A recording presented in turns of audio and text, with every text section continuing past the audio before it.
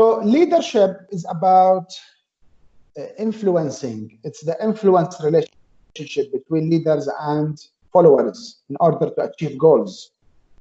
In other words, we said it's the ability to move people towards goals. What is the definition of management? Management is about the attainment of organizational goals in an effective and efficient manner through planning, organizing, staffing, directing, and controlling organizational resources. What does this mean? It means what are the main differences between management and leadership? We want to summarize the main difference, and we discussed this before. Leadership is about focusing on the vision. You see the big picture of the organization. You have an ambitious goals, desirable future for the organization or for the team as well.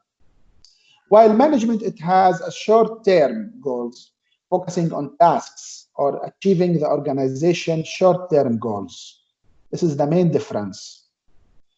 And the other difference between leadership and management, leadership here, they focus on people. They try to motivate people. They try to build an emotional connection with people. And later on, we will talk about emotional intelligence. How can you build an emotional, a good relationship with people? If you want to build a good relationship with people, you should have a better emotional intelligence as a leader or as an employee. While management, probably they focus on the tasks of the organization, how to achieve the tasks, regardless to the relationship between the manager and the employee.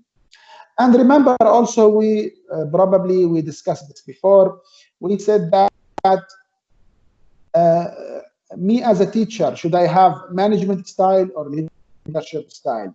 And we mentioned that I should have both, me as a teacher, because as a teacher, I should use, for example, take attendance for students. I should deliver the course, the knowledge that we have.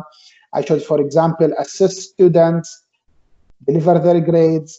This is all part of my management, achieving the organization goals. But at the same time, in order to motivate students, make them like my classroom, try to build this kind of good relationship in order to be motivated.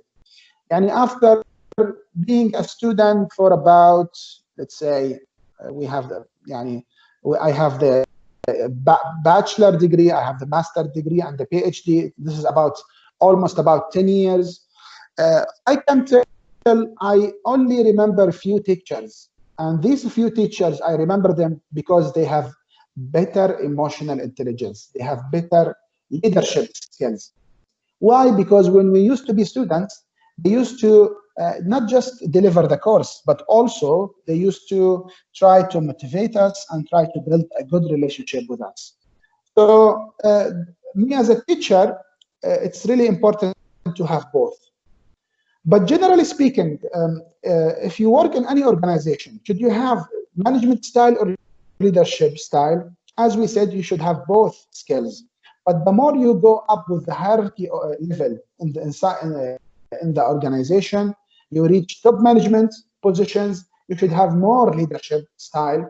Why? Because you need to focus on the vision of the organization and you should focus on the strategy of the organization. At the same time, you need to build a good relationship, because the more you are going up in the hierarchy level, maybe you are having more employees, more followers under your department. And in this case, you need to treat them in a better way. And emotional intelligence here plays an important role in this. So here in this book,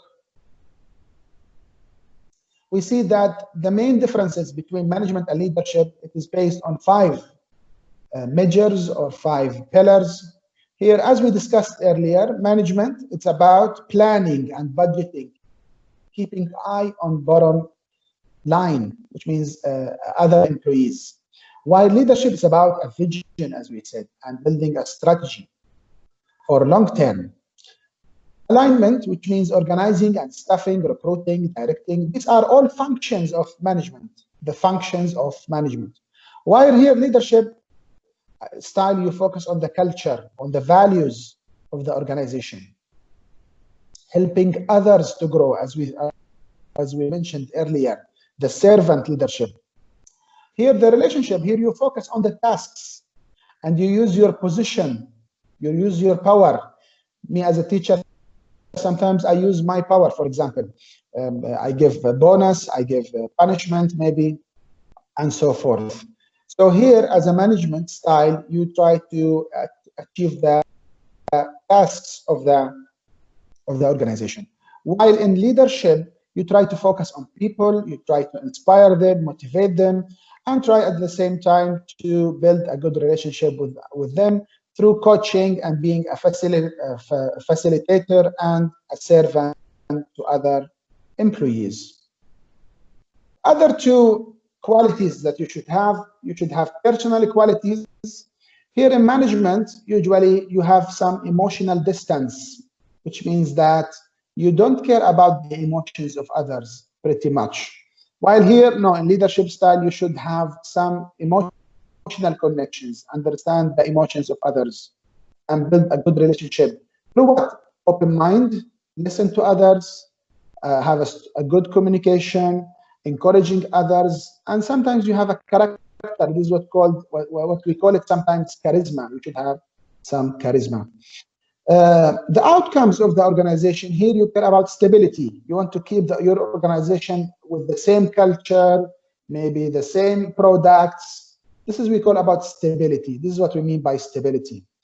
And we gave an example of Nokia. But now the new paradigm of leadership is about create change, understand the environment, the changing environment, and also to build a culture of integrity and build a culture of open door policy, try to build a culture of new ideas. You can accept new ideas, and people should not be afraid to give new ideas, because sometimes when you have new ideas, some people tell you, no, this is bad idea.